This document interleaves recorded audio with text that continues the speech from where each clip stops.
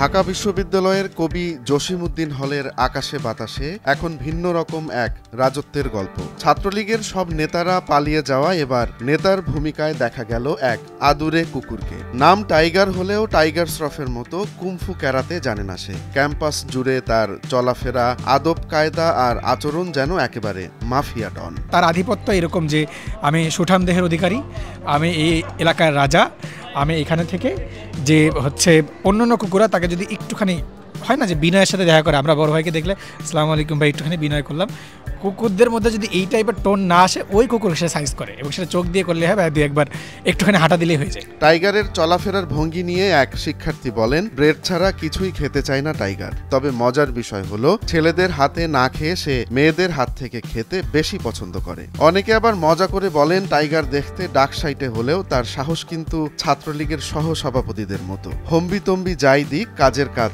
কিছুই পারে না। আমাদের ঢাকা বিশ্ববিদ্যালয়ের আপু যারা আছেন তাদেরকে সে ওই এভাবে চিন্তা করে যে ওই উইকেন্ডের ছুটির মতো যে আজকে বিরিয়ানি পাইছে, খাওয়া হবে, মজা হবে, এরকম। সো আপুদের সাথে ওর সখ্যতা ওই দিন প্রচুরভাবে বেড়ে যায়।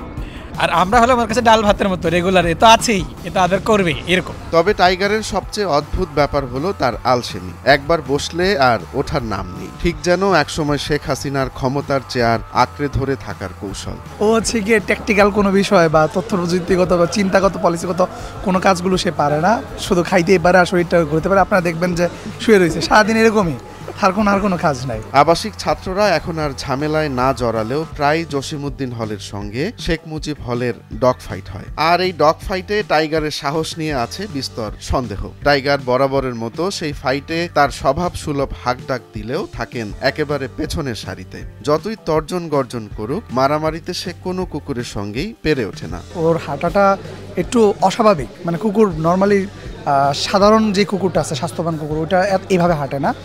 আর মারামারির ক্ষেত্রে যখন বেসিক্যালি আমাদের হলের সাথে বঙ্গবন্ধু হলের সাথে জসিম হলের যখন কুকুর ফাইটিং হয়, বিশেষ করে ওর গোষ্ঠী এবং আমাদের হলের গোষ্ঠী, তখন ও হচ্ছে কি গর্জনটা অনেক বেশি বড় করে দেয়, হুঙ্কারটা। বাট সবচেয়ে মজার ব্যাপার হলো এই কুকুরটা দেখতে যদি মানে আমরা বলি না যে উপরে ফিটফাট ভিতরে সদরঘাট, এই কুকুরের ব্যাপারে এই স্লোগানটা সত্য। আমাদের হলের যে মেন কুকুরটা আছে মানে লিডার কুকুর, ওর সাথে মারামারি করে এই কুকুরটা 2 বার হসপিটালাইজড হয়েছে। সো আপনারা বুঝতেই পারতেছেন যে ব্যাপারটা মানে একটু ফানি। মাফিয়া ডন স্টাইলে চলাফেরা করলেও টাইগারের মন অনেক নরম বলে জানান জসিমউদ্দিন হলের আরেক শিক্ষার্থী। তিনি টাইগার ইস্যুতে প্রশ্ন করায় মনে করিয়ে দেন ছাত্রলীগের অরাজকতার কথা। সবাইকে অনুরোধ করেন তাদের পরিণতি থেকে শিক্ষা নেয়ার। টাইগারের কথা মনে পড়লে আমার একটা ঘটনা মনে পড়ে যায়। যখন ফার্স্ট ইয়ারে গেস্টুম করতাম আমরা, ছাত্রলীগরা আমাদেরকে বলতো, তুই হচ্ছে হলের সবচেয়ে জুনিয়র, তুই হচ্ছে কুত্তাকে সালাম দিবি, টাইগারকে সালাম দিবি। তারা মানুষকে কিভাবে কুকুরের নিচে নামাই দিচ্ছে, এই জিনিসটা আমরা এই টাইগারকে দেখলে আমরা মনে করতে পারি। আমরা মনে করি ছাত্রলীগ আশা করি ওই মানুষকে যে এত নিচে নামাই দিছে, এর থেকে তারা শিক্ষা নিয়ে ভবিষ্যতে আর এই ভুল করবে না। টাইগারের জীবনের একমাত্র নিয়ম হলো খাবার সময় হাজির হওয়া। সকালের খাবারের পর সে কাটিয়ে দেয় লম্বা এক ঘুম দিয়ে, আর বিকেল হলেই আবার হলের খাবারের দোকানের সামনে শুরু হয় তার অবস্থান ধর্মঘট।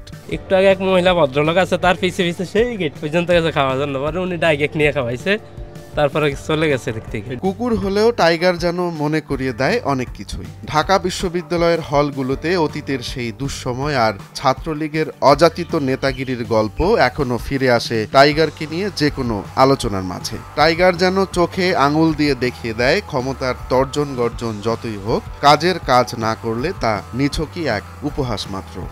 রোমান্স তালুকদার, নয়া দিগন্ত।